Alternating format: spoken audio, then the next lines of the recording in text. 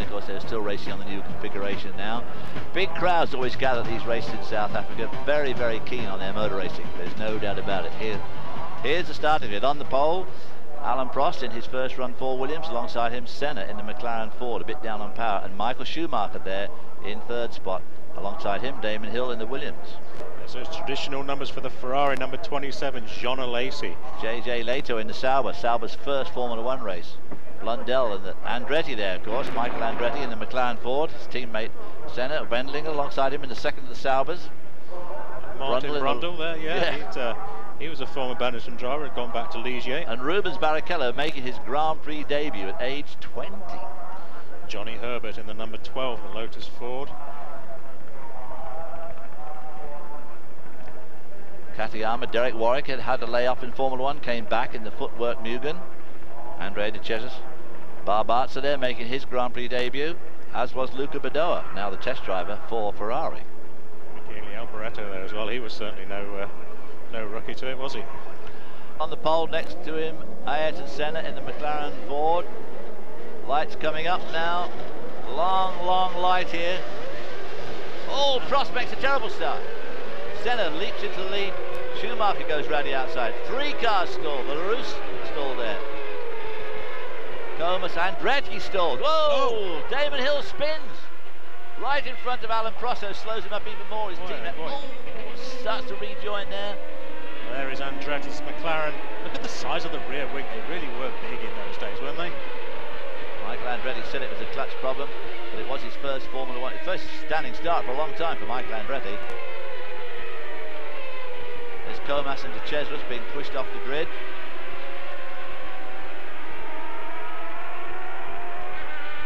Benetton in that camel livery of that era. Riccardo Patrese in the second Benetton in the green yellow covered car, and the Lotus not in that traditional yellow, David, in this period in his team's history. There's John Alesi in the 27 Ferrari trying to battle Leto in the Sauber, making its debut run. Schumacher just going out the picture. 2 Saubers then in that black livery, and they were using the Mercedes Ilmor engine at the time. It was really an Ilmor engine that was badged as a Mercedes. This is the start, David. There's that bad start from Prost on the right there. Senna pulls away from him, and Schumacher slips by. Schumacher lying second there. Then Damon Hill spins around and rejoins here. Look at the way he rejoins, squeezing all these cars funneling in. Somebody having to go well up over the curb there. So Senna leads. Yeah, so Senna on a 1-race deal, race by race. There was no real contract at this stage. It was $1 million a race he demanded, and at the last minute the deal was signed. There behind him, the young Michael Schumacher in the Benetton. At this stage of the year, it was really the 92 car. The Benetton was badged as a B193A, but it was the 92 car we were using at this stage. Field already stringing out just a little bit there. So as the South African Grand Prix gets underway 10 years ago, we'll take a short break now, and we'll be back with more for South Africa in just a minute. South African Grand Prix of 1993 as Schumacher there laps Eric Comas. Comas, of course, had stalled on the grid. And this is Ivan Capelli, who had a massive off here. Big accident. He said he wasn't happy with the car in qualifying, couldn't really get it set up for the race, and well, there's the results of that. There's the race leader, Senna, followed by Schumacher. And there into the picture comes Alan Prost after that very bad start. Lost a lot of time. Ooh, Ivan Capelli's car there really wadded up the Jordan into that tyre barrier. Just look at the damage to the back of that car, Steve. Quite incredible, isn't it? All that white powder, of course, is extinguisher powder off the fire marshal's extinguishers, just putting out any hydraulic fire. Because remember, all of these cars now, a vast majority of them are on active suspension, so there's a lot of high pressure hydraulic fluid. 2,500 psi that fluid's being pumped around the car. Now the 2 front row sitters, Alan Prost, who was on the pole, and Senna, were nearly a second and a half quicker than Schumacher's Benetton. So Schumacher's doing a stellar job here, hanging on to Senna in second spot, but Alan Prost is now really picking up time on the 2 leaders, as his pole time would have, you'd have guessed he would. Yeah. Don't those cars look terrific? Those great big wide tracks. Whoa! Whoops! That one didn't look very beautiful. That is Andretti losing a wheel. So Andretti, Michael Andretti's debut in Formula One, not looking good at all. Remember, these were the days before wheel tethers, so there was nothing at all to stop the wheels coming off. And days before carbon fibre suspension as well, so you saw there the steel suspension. And look here, the crippled McLaren just limping its way back into the pit lane. There's JJ Leto in the pits there. Yeah. He was doing well. He was in fourth position, so worth of testing onto that equipment going into the first race. So they were always going to be looking good. They had the Renault RS5, the latest spec V10 Renault in the back. As he pulls out against Schumacher. Schumacher was a bit slow off that corner, but Alan Prost was unable to capitalise. So Schumacher really now got his mirrors full, and he's very busy looking out the front, trying to size up an opportunity. He's lost a little bit of ground now to Ayrton Senna, who's pulling away again. But Prost has really should have them both covered pretty much from his, certainly from his qualifying speed, although Senna's qualifying was pretty brave. Look at Prost drop back. Wow, dropped back a lot there. He either made a mistake or missed a gear or something, because he's lost a lot of time, but he seems to be back on pace now. Schumacher, meanwhile, giving Ayrton Senna a very hard time there. Look, here it goes down. Oh, trying to go down the inside. Senna not having any of that. Both of these cars using Ford V8s in this era. Of course, Senna by this time extremely experienced with a tremendous round of races under his belt. The Ford engine was a new arrival to the McLaren team. They'd Honda at the end of 1992, those halcyon days with McLaren Honda had come to an end. Honda had retired, and McLaren had done a deal with Cosworth to take a customer engine, and Benetton was actually the works team. They had the Series 6 HB V8 engine, and at this time McLaren had a step down from that HB Series 5, but Senna really putting it to good use. Yeah, Senna's gathered himself up now, pulled away from Schumacher. Schumacher, of course, at this stage of his career, only got 22 races under his belt. Senna had 142. Prost had about the same, and of course between these three drivers now we've got 12 World Championships. We're going to 12 World Championships. So if we watch these three duke it out, the South African Grand Prix of 1993, we'll take a short break and we'll be right back for more from South Africa in just a minute. Prost closing up there on braking, going through this tight corner. He should have better traction and better power off the corner, but Senna holding on, but Prost pulls up alongside. No, tries down the inside, but Senna just weaves over a little bit, because that's one of the troubles with this track. That is Damon Hill and Alex Zanardi. Alex Zanardi at this stage had done 4 Grand Prix, Damon Hill had done 2, and they take each other out there. Here we see Alex Zanardi trying to make a brave move down the inside, knows it's too late, locks up, car won't lose up, and runs basically to the back of Damon Hill. Damon Hill had the turn, it was his turn, but it's one of those things where you've got to keep your eye on the mirror to make sure the guy behind you is in fact going to stop, which Alex Zanardi did not. So as we see the 2 wrecked cars on the side of the track, we'll take a break. We'll be right back in just a moment. Stay with us.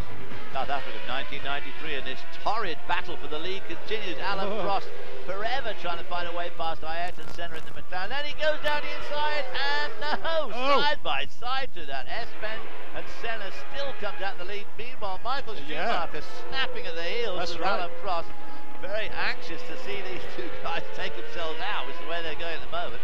They may well do. Alan Prost again has a good run off that corner, goes down the no. Senna slashed across his bows. This is excellent racing, isn't it? I mean, little did we know at the time that we were watching 3 of the all-time greats. Alan Prost ended up with 4 championships, and of course Senna 3, and of course in the end, or so far, Schumacher has got 5. 5 to his name, yeah.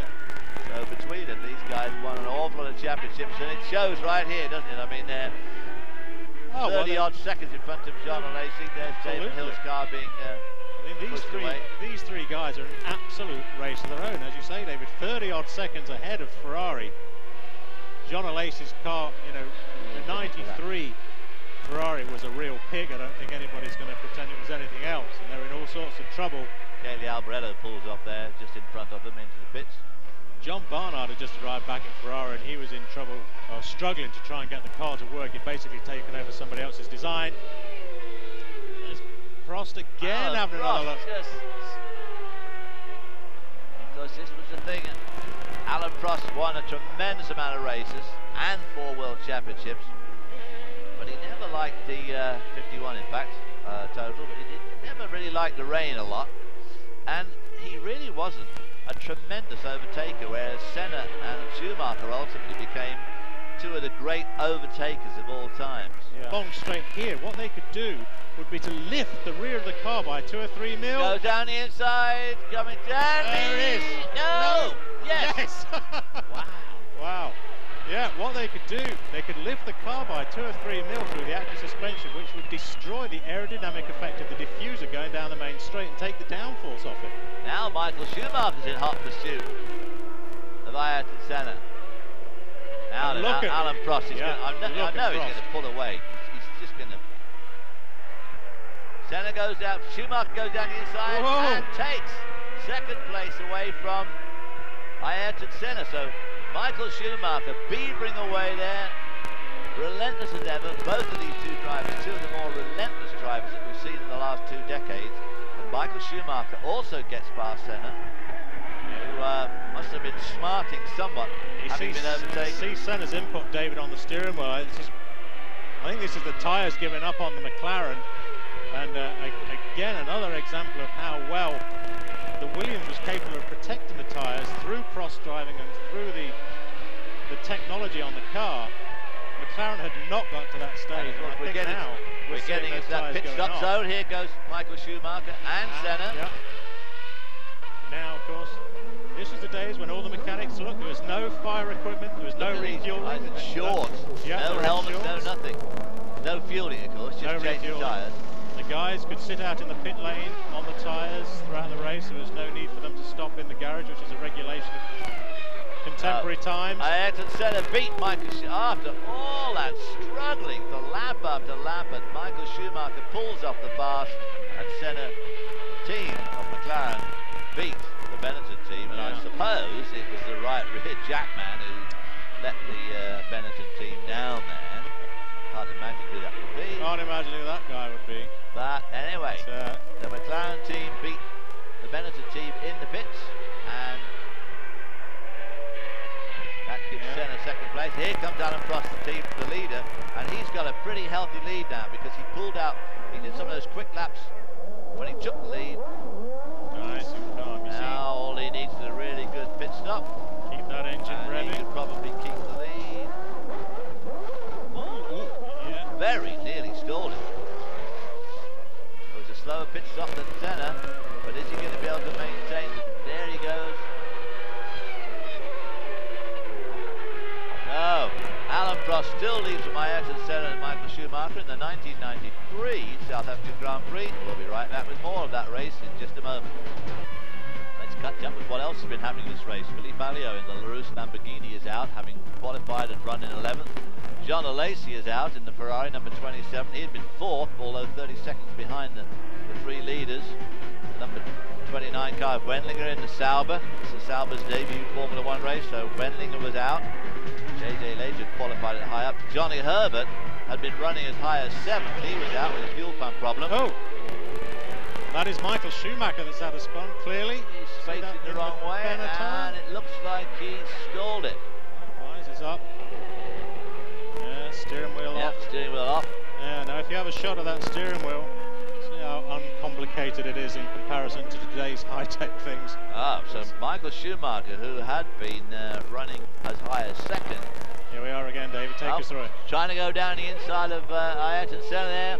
Well, he's well down there, but Senna chops across, touched him, and spins him around, left front to right rear. Senna hardly looks to be phased at all, a little bit of a wobble there. That was a brave move, but it was one of those things where probably Senna should have given him just a bit more room as he was so far in. It wasn't like he was, I mean, he was well in there, but nevertheless, that's the risk you take. And he was not in the lead, so there's a very young looking Michael Schumacher. 24-year-olds at the time. Oh, goodness. Can you believe it? Can you believe that haircut too? Short at the front, long at the back. Looked a bit coarse, I thought, as he walked away. Of course, Michael Schumacher, as we now know, has won 5 World Championships so far, maybe more to come, and of course more races than anybody else has ever won. Car in front there is Gerhard Berger in the number 28 Ferrari. And this was a time, David, of course, where they used to keep their numbers year after year.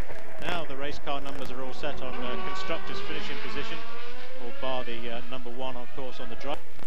On board now with, Berger, wow, whoa! Whoa. Wow, onto the gravel of the grass, and didn't hit a thing. Yeah. Bits of gravel flying up everywhere. There you see that sky, that very lowering sky. Well, I think that was probably more caused by that Lamborghini oil that was coming out earlier on, David.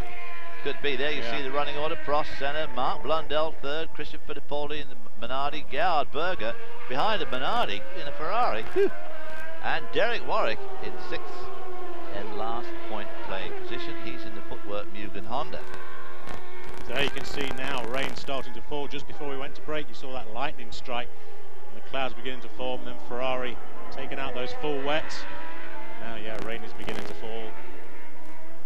Alan Prost have both slowed up quite a bit. Alan Prost just in front of Gerhard Berger. The umbrellas are up. So you've got to be careful of those umbrellas in South Africa. There's so much lightning. Derek Warwick there. Warwick having a look down the inside there. Oh, now what's going off with the Ferrari? Warwick's a lap behind Berger. He overtakes Berger. There's smoke coming out of the Ferrari. Yeah, it looks like it. A lot of smoke coming out of the Ferrari. So Alan Prost takes the final turn onto the start-finish line to take the final lap.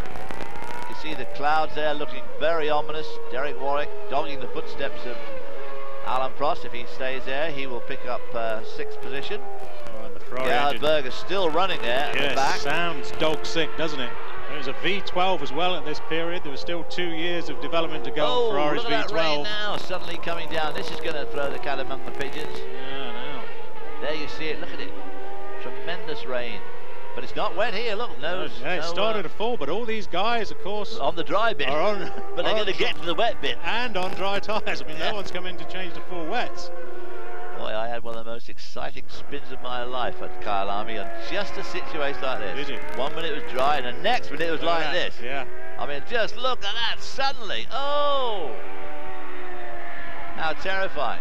Gerhard Berger, stooging along, smoke and spray coming out the back of the Ferrari. Well, that V12 down to about a V10 performance now, and less than that as the cylinders begin to drop off. Warwick going past the leader. And JJ Leto suddenly come from nowhere in the Sauber. So that's a battle for 6th there between Derek Warwick and JJ Leto. JJ Leto making up tremendous ground on this damp track. And Derek Warwick, both of them going very fast. Gerhard Berger, there it is, off the track. Yeah. He was running 5th. Engine looks like it's blown. Yeah. I think that was a voluntary parking. I mean, the engine went. I don't think he spun off. No, it either seized up or he just pulled Blundell off. coming into the picture, is running in 3rd spot. Again, look how basic those steering wheels are.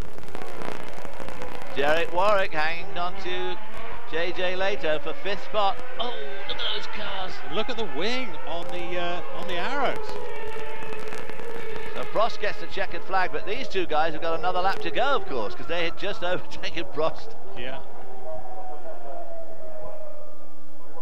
Leto gets by Derek Warwick. Here comes Senna, the 2nd position. You see there on the side of the McLaren cockpit the first use of barge boards. McLaren the first team to introduce them. New for this season, new for this race. First time they've been introduced to the sport on the McLaren. So again, Frank Williams there, no doubt very happy with himself. Yeah. The whole Williams team. The South African car. Whoa, Derek Warwick spins. Oh, into the tyre barrier. Well, he's thrown away 6th spot there because he had to finish this lap, even though the checkered flag had already gone out for Alan Prost. There is Senna tiptoeing across the line to take 2nd position.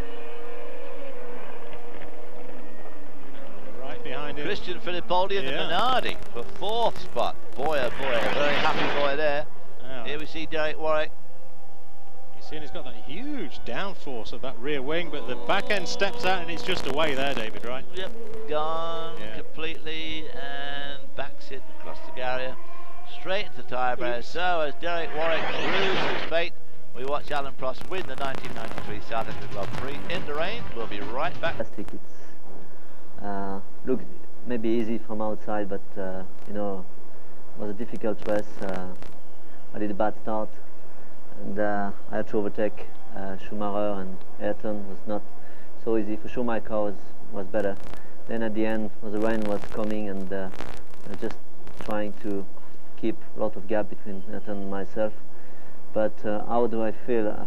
I don't know at the moment. You know, it's in fact it's like if I did not stop for 16 months. You know, I really feel well and much better than 2 years ago. I am in a fantastic team. I'm very confident about the team, and they look even more and more confident about me. So it's a very strong team, very well organized, very nice people. Relation between Williams and Renault, fantastic. And you know, for a driver, when it's like this in this kind of environment, everything is a bit easier. I had a good run on the early laps, and my car was handling good. Everything was functioning okay, but suddenly I had a problem, an electronic problem. I don't know what it is, and the car just stopped working completely. And instead of building up a gap at that stage that I was doing over Schumacher, I lost immediately the advantage, and I was struggling even to keep going. I thought even about stopping, but I knew they couldn't do anything. And I just carry on, but the car was undrivable. Just suddenly, it was incredible. Just one corner, suddenly, boom, the car changed like everything was wrong, and it was that way from there on. I stopped right away from tires to improve a little bit. We changed tire pressures just to help. I told them over the radio, but the car was, unfortunately, was very bad. We always had the plan at the beginning of the race just to be consistent, because we knew people would fall out from this race in particular, maybe mechanical problems. We stayed consistent. Ricciardo came out in front of me halfway through. It was a 4-second gap. We took a 1.5 seconds away, maybe a little bit pressure because he went off on turn 3. But the biggest problem for me was I took too much fluid on board and had some cramp. So then I took the pipe out and spraying all over the visor. So I didn't really know it was raining until it was really wet. Let's take a look